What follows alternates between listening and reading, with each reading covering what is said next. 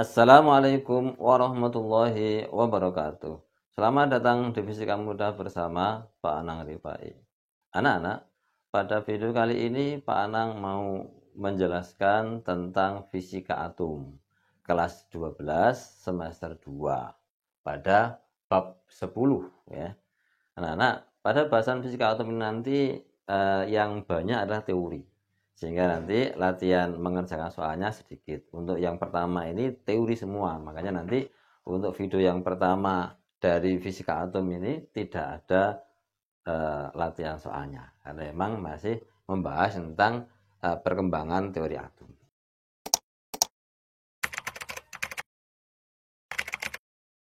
Anak-anak, atom itu bermula dari seorang fisikawan yang namanya Demokritos ya. Dia itu berpendapat ya bahwa ada istilahnya atom itu didapatkan dengan benda pecah terus ya. Misalkan satu benda dibagi dua, terus pecahannya dibagi lagi dua, terus sampai terakhir sudah tidak bisa lagi dibelah, namanya atom. Itu awal mula itu seperti itu ya. Nah, kemudian berikutnya 200 tahun berikutnya gitu ya. Baru kemudian ada 2000 tahun, bukan 200 ya. 2000 tahun berikutnya baru kemudian ada ilmuwan-ilmuwan fisika yang ingin mencoba untuk mendetaili menjelaskan konsep atom tadi.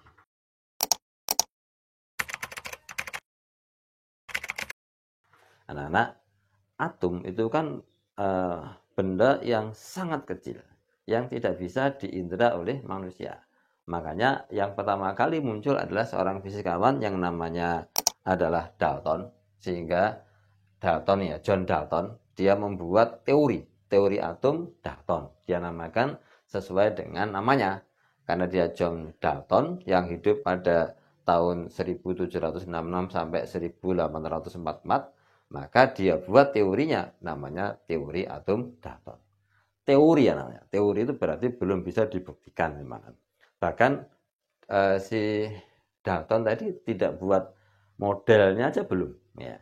Karena itu pertama kali ya. Nah, Dalton itu membuat kesimpulan ya. Nanti kalau misalkan ada soal teori itu saya bikinkan langsung kesimpulannya ini anak-anak. Sehingga nanti gampang untuk menjawab. Biasanya kalau kalau soal itu hanya dikatakan misalkan yang termasuk konsep teori atom Dalton mana. Nah, itu. Kalau kita sudah tahu 4 macam ini, maka kita bisa memilih. Berarti kira-kira ini yang Dalton, ini yang Thomson, dan begitu ya. Baik ya, untuk atom Dalton yang pertama, atom bagian terkecil dari suatu zat. Masih mengadopsi dari konsepnya Demokritos tadi, bahwa yang bagian terkecil dari zat adalah atom. Nah, masih sederhana. Tapi kemudian dikembangkan lagi bahwa atom tidak dapat diciptakan, tidak bisa dibelah maupun dimusnahkan. Karena dia bagian terkecil, makanya atom tadi tidak bisa diciptakan karena itu dari alamiah, dari alam ya. Dari alam sudah alamnya salamnya ada di alam semesta ini. Kemudian dia tidak bisa dibelah karena memang tadi kan dibelah-belah sampai terakhir nggak bisa dibelah lagi. Terus kemudian dia tidak bisa dimusnahkan karena memang berdasarkan konsep hukum kekalahan materi atau kekalahan dari massa atau yang lainnya. Nah, konsep kekalahan bahwa di dunia ini memang selama masih di dunia ini sebenarnya nggak ada yang hilang, nggak ada yang musnah, hanya berubah menjadi atom lain atau benda yang lain begitu saja. Makanya ini konsepnya adalah atom tidak bisa dimusnahkan. Nah, yang ketiga adalah atom-atom suatu unsur memiliki ukuran dan berat yang sama. Jadi kalau misalkan gini anak-anak, saya punya kapur ini ya, kapur ini konsep awal ya. Ini kalau misalkan saya buat nulis, nanti akan ada debunya itu. Itu kalau misalkan diperbesar, kemudian dipecah lagi sampai paling kecil gitu ya, maka ukurannya akan sama persis. Jadi ukurannya akan sama persis konsepnya. Ya. Jadi ukuran dan beratnya ya sama. Ya, itu masih begitu ya, masih atom-atom begitu. Nah, setiap unsur memiliki sifat yang sama dengan sifat atom penyusunnya. Nah, ini konsep awal. Kalau ini kapur ya, ini ya nanti penyusunnya juga kapur tadi, sifatnya sama. Sekali lagi, ini konsep yang pertama gitu ya, yang masih sederhana ya, bahkan belum ada modelnya.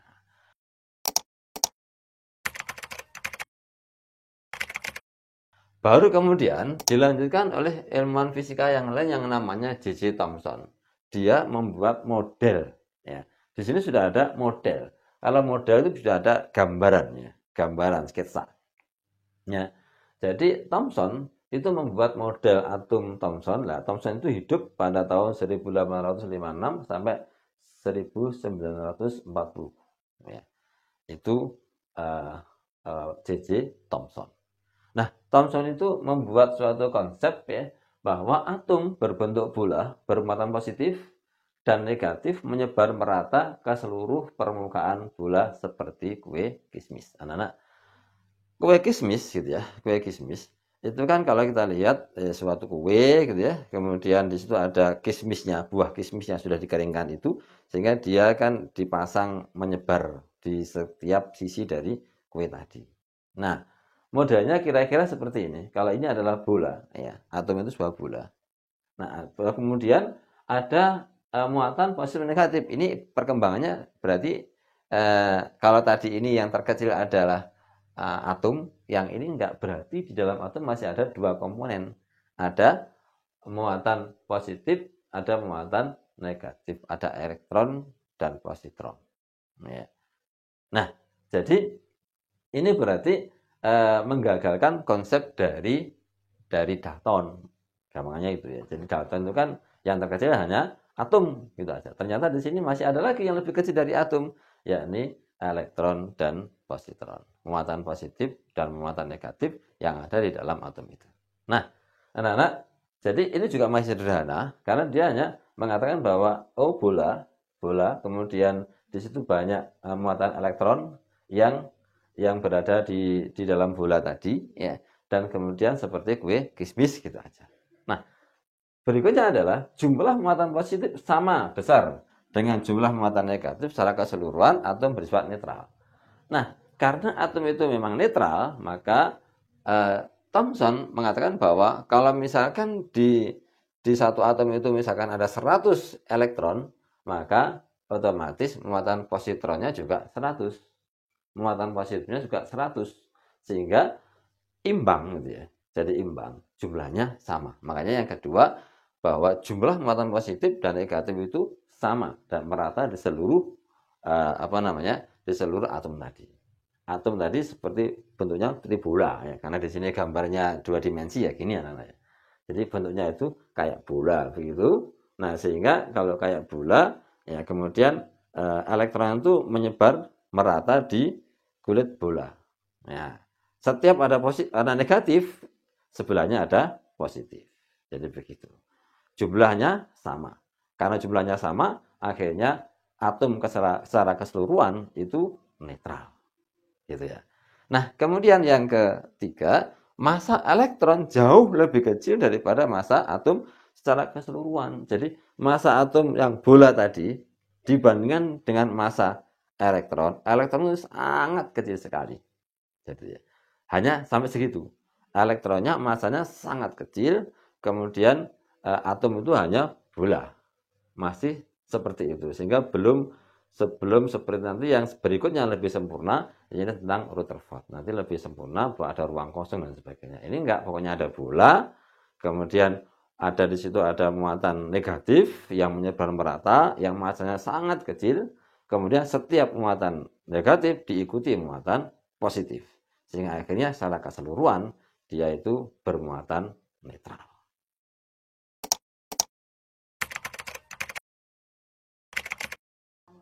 Nah, anak-anak, untuk atom yang ketiga ini, yakni model atom Rutherford.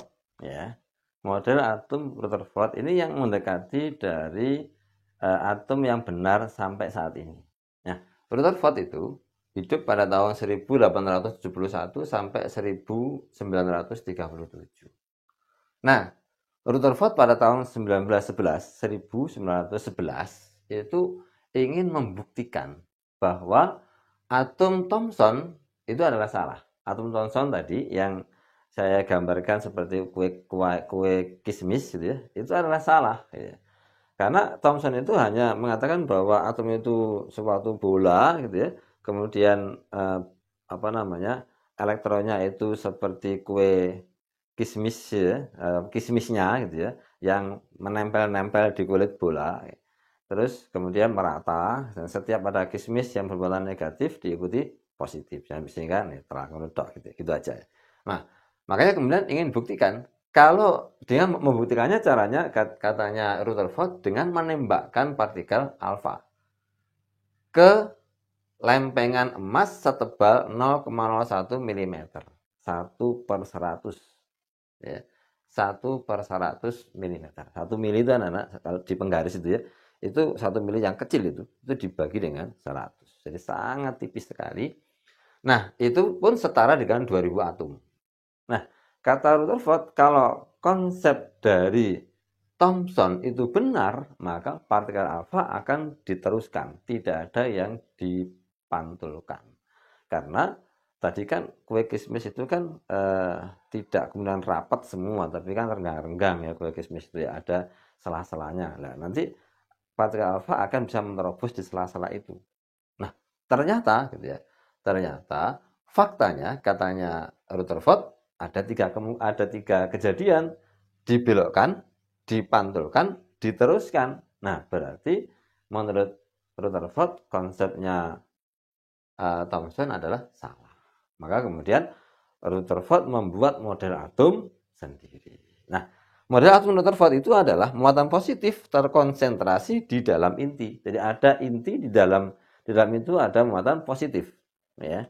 Kemudian sementara elektron mengelilingi inti atom dalam berbagai lintasan mirip seperti planet-planet yang bergerak mengelilingi matahari. Jadi ternyata menurut Rutherford konsepnya atom adalah sama dengan konsepnya tata surya. Kalau tata surya itu besar gitu ya, besar makronya gitu ya, maka mikronya adalah atom. Kalau tata surya bisa dilihat dengan mata kepala, hanya dibantu dengan teropong gitu ya, sehingga tempat yang jauh, jadi akhirnya bisa kita lihat di foto bisa. Tapi kalau ini enggak gitu ya, saking kecilnya, makanya ya manusia masih melihat atau membuat konsep, membuat model gitu ya, tapi tidak bisa dilihat langsung karena saking kecilnya. Belum sampai sekarang belum ada mikroskop atau alat pembesar yang lain yang mampu untuk menampilkan atom, tidak bisa sampai saat ini. Makanya ya ini masih model, dan sementara ini yang dianggap benar adalah model yang seperti ini, nanti disempurnakan oleh muridnya Rutherford, yakni Bohr ya. Nah, yang kedua adalah besar muatan positif inti atom sama dengan besar muatan negatif elektron, sehingga keseluruhan bersifat netral. Dan dikatakan oleh Rutherford bahwa sebagian besar dari atom itu ruang kosong. Saya gambarkan begini anak-anak. Ya, kalau ini adalah intinya ini sangat keras, sangat padat, bermuatan positif. Ini tadi yang menyebabkan terjadi pantulan. Jadi kalau partikel alfa mengenai inti, karena sangat keras, maka dia akan terpantul. Jadi begitu.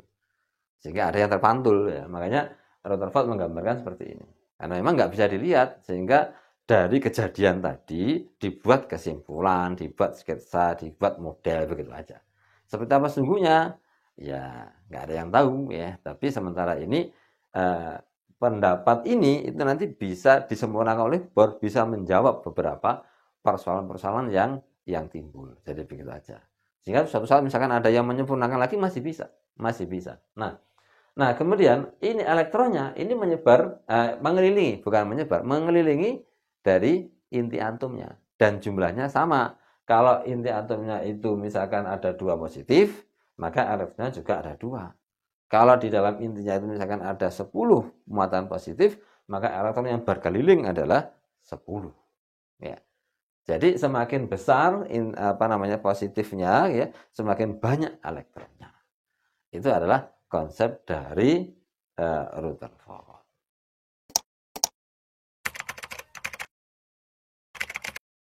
Nah, konsepnya Rutherford itu mampu menjawab fakta tadi. Nah, fakta tadi kan ada yang dipantulkan. Itu pada saat partikel alfa mengenai intinya, langsung terpantul dia, pas mengenai inti gitu ya. Nah, kemudian tadi kan saya jelaskan bahwa elektron itu kan mengelilingi inti. Ada daerah-daerah yang kosong. Nah, kalau partikel alfa tadi misalkan mengenainya tidak pas tengah-tengah, nah maka dia bisa dipantulkan. Dibelokkan. Ya, kayak main karambol itu ya. Kalau ini partikel alfanya mengenai inti langsung belok ke sana. Jadi dibelokkan.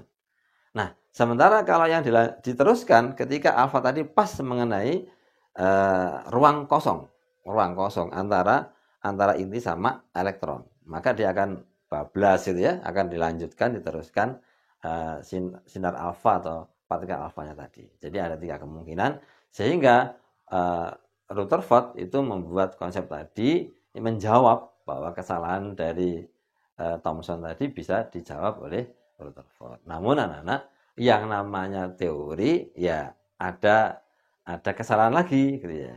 Tapi ini bukan salah total, tapi kemudian ada hal tertentu yang butuh disempurnakan. Sehingga nanti muridnya yang namanya Bohr menyempurnakan konsep dari Rutherford. Nah, apa kesalahannya? Itu yang pertama ini. Ya, ini ya.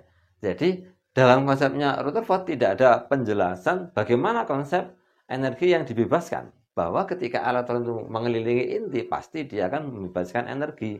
Energinya berupa gelombang elektromagnetik. Gitu ya. Karena memang atom itu bisa memancarkan gelombang elektromagnetik. Nanti konsep yang dibuat oleh Bohr dalam eksperimen gas hidrogen ternyata diberi perlakuan tertentu, maka hidrogen itu bisa memancarkan gelombang elektromagnetik, bisa memancarkan spektrum atau cahaya. Nah, berarti kan dia memancarkan gelombang elektromagnetik. Nah, logikanya kalau dia memancarkan gelombang elektromagnetik, maka energinya akan berkurang, energi totalnya. Kalau energinya totalnya berkurang, maka dia itu bergerak awalnya begini. Nah, tapi lama-lama kemudian karena berkurang, mengecil, akhirnya jatuh ke inti. Jadi kalau seperti itu berarti atomnya tidak stabil. Ya, faktanya atomnya stabil. Nah, itu yang pertama salah. Ya kurang sempurna. Makanya butuh nanti ada tambahan yang disempurnakan oleh muridnya namanya Bohr. Nah, berikutnya adalah yang kedua. Kalau dikaitkan dengan energi yang dipancarkan atau gelombang elektromagnetik atau spektrum atau cahaya yang dipancarkan oleh elektron tadi, maka kalau elektronnya mengecil lintasannya, berarti periodenya juga berubah. Contoh misalkan ketika elektron berputar itu besar ya lintasannya, ini kan lama waktu, karena periode itu adalah waktu sekali putar. Tapi kalau sudah mengecil, semakin cepat, begitu pas mendekati itu sangat cepat. Nah, berarti periodenya kan berubah-berubah. Kalau periodenya berubah, itu berpengaruh dengan frekuensi. Ya. Karena frekuensi itu jumlah putaran tiap detik. Maka frekuensinya juga berubah. Kalau frekuensinya berubah, panjang gelombangnya juga berubah. Kalau panjang gelombangnya berubah, berarti spektrumnya juga berubah-berubah gitu ya. Nah, macam-macam yang akan dipancarkan. Ternyata tidak, karena dalam eksperimen yang dilakukan oleh Bohr dalam eksperimen gas hidrogen itu menunjukkan bahwa spektrum gas hidrogen itu memiliki spektrum garis dengan jarak tertentu dan teratur. Ya tetap itu aja ketika dia memancarkan misalkan cahaya tampak, ya cahaya tampak terus. Ketika dia memancarkan tentang misalkan inframerah terus. Dia memancarkan ultraviolet terus. Karena nanti dalam penelitian ini, eksperimennya gas hidrogen tadi, nanti akan memancarkan 3 gelombang ya. Jadi gelombang namanya ya, ultraviolet, kemudian cahaya tampak, dan inframerah. Nanti pada video berikutnya. Anak-anak, demikian ya untuk video kali ini. Tidak ada soal karena ini teori gitu ya. Yang jelas harus paham bahwa seperti apa konsep atom Dalton, kemudian Thomson, kemudian Rutherford. Sehingga nanti kalau ada soal berupa teori bisa tahu, oh ini punya Dalton, oh ini punya Thomson, oh ini punya Rutherford, dan sebagainya. Demikian anak-anak, semoga bermanfaat. Assalamualaikum warahmatullahi wabarakatuh.